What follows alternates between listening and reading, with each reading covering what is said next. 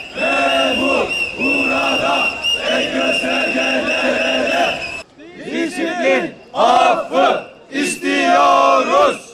Disiplin affı istiyoruz. Maaşlarda denge, ücrette adalet. Maaşlarda denge, ücrete adalet. Maaşlarda denge, ücrete adalet. Memurlukta 5 yıl, baş öğretmen 10 yıl. Öğretmenlik mesleğine atanmada uygulanan mülakat, tartışmaların odağı olmaya devam ediyor. Hatırlanacağı üzere mülakatın kaldırılması da hükümetin vaatlerinden bir vaatti.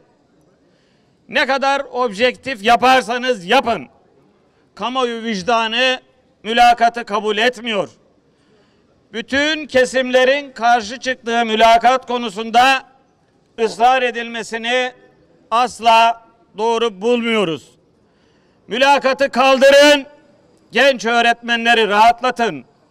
Ayrıca kurulması düşünülen Milli Eğitim Akademisi hep tartışılacaktır. Milli Eğitim Akademisi genel bir mutabakat sağlanmadan yasalaşmamalıdır. Kariyer basamaklarının önündeki engellerden biri de kademe ilerlemesinin durdurulması cezasıdır. Bu yüzden çok sayıda meslektaşımız sisteme dahil olamamıştır. Ya bu cezalar kariyer basamaklarına engel olmaktan çıkarılmalı ya da disiplin affı getirilmeli. Kamudaki şeflerin maaş dezavantajları giderilmelidir. Yardımcı hizmetler sınıfı memurluk kadrosuna geçirilmelidir.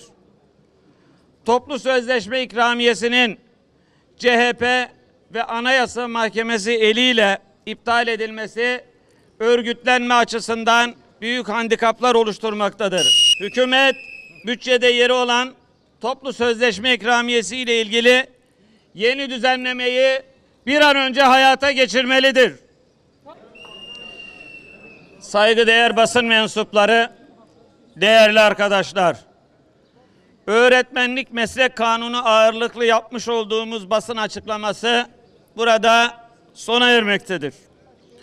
Öğretmenlik meslek kanunu bu defa beklentileri karşılasın, taleplerimiz hayata geçsin, canla başla çalışan arkadaşlarımız rahatlasın diyor. Yüreği azaltın, öğretmeni güldürün.